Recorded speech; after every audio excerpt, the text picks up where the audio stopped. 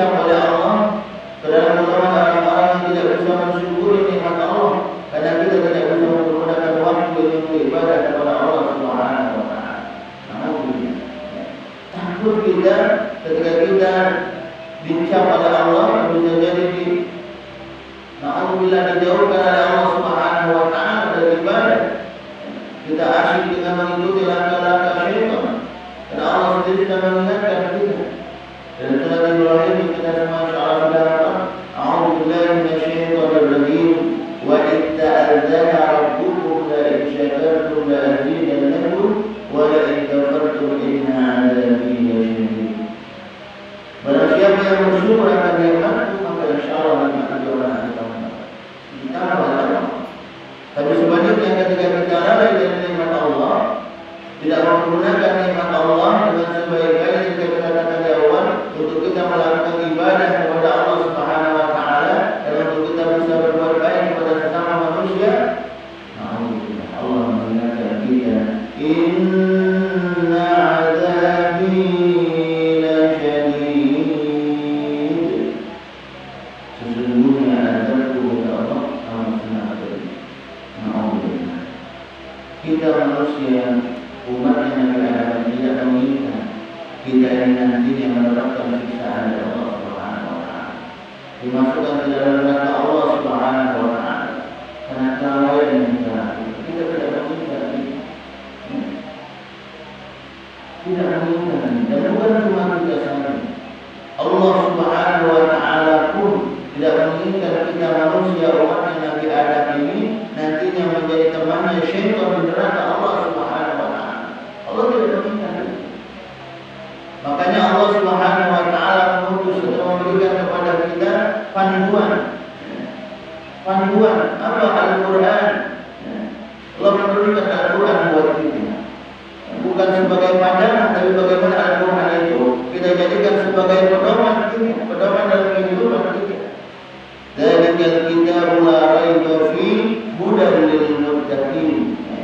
Itu kita sebagai hudan petunjuk lil muttaqin bagi orang-orang yang bertakwa. Jadi insyaallah kita ini yang digolongkan dalam golongan orang-orang yang bertakwa oleh Allah Subhanahu wa taala jika kita menjadikan Al-Qur'an sebagai hudan petunjuk buat kita. Arahan buat kita, arahan buat kehidupan kita agar kehidupan kita menjadi terarah.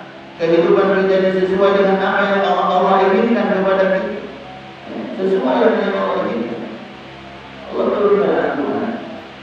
Oleh karena itu mari kita bersama-sama jangan sampai kita malu ketika kita belum bisa baca Al-Quran, malas baca Al-Quran. Belajar. Bukan amal kita amal Al-Quran yang katakan dalam bacaan yang belum bisa belajar. Karena banyak tempat-tempat untuk kita belajar. Kita bertanya mau tak kita belajar. Ini walaupun banyak tempat, kalau kita tidak mau, kita tidak tergerak, ada tidak. Jadi tinggal kembali kepada diri kita. Mau tak kita belajar. Bapak-bapak, ibu-ibu hadirin yang masuk, insyaallah sama-sama dengan Allah Subhanahu wa taala. Memberikan dan selain Allah memberikan hudan Al-Quran buat kita, Allah memberikan sosok panutan buat kita, suri tauladan buat kita yang kita jadikan contoh dalam kehidupan kita. Siapa baginda Rasulullah sallallahu alaihi wasallam? Laqad kana lakum fi Rasulillah uswatun hasanah. Sungguh telah ada pada diri Rasul itu uswatun hasanah, contoh suri tauladan buat siapa? Buat kita manusia. Agar apa tadi yang mengatakan di awal? Agar kehidupan kita lebih baik. Agar kehidupan kita ini benar-benar sesuai dengan apa yang Allah inginkan. Beriman kepada Allah, ibadahnya menyembah Allah, bukan yang lain. Jadi baginda Rasulullah SAW. Oleh karena itu sekali lagi tinggal bagaimana action kita, bagaimana praktek kita. Jangan sampai kita ini terlarut dengan kesalahan yang kita lakukan. Jangan sampai kita ini terlarut dengan dosa yang kita lakukan. Karena alhamdulillah, memang sekarang kita belum terasa. Sekarang mungkin kita masih asik-asik baik. Kita tidak sholat, kita mau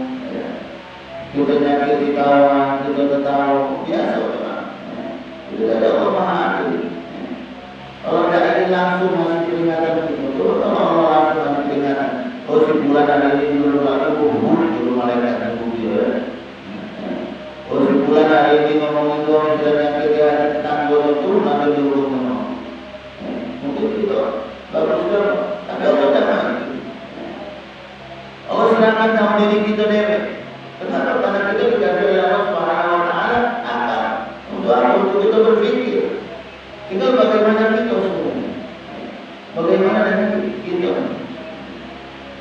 Oleh karena itu sekali lagi, mari yang selama ini kita masih lalai dari ibadah kita kepada Allah Subhanahu Wa Taala, salat kita mari kita bersama-sama.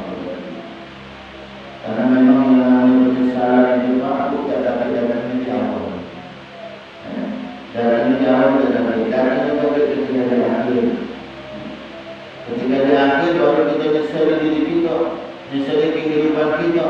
Tatkala Allah Subhanahu Wa Taala sudah mengutus malaikat Israilnya di hadapan kita, di mana saat itu ditayangkan kegiatan-kegiatan keseharian kita, kelalaian kita, maksiat yang kita lakukan, ditayangkan oleh Allah Subhanahu Wa Taala. Ketika itu baru kita takut kepada Allah. Rabbana absarna wa sami'na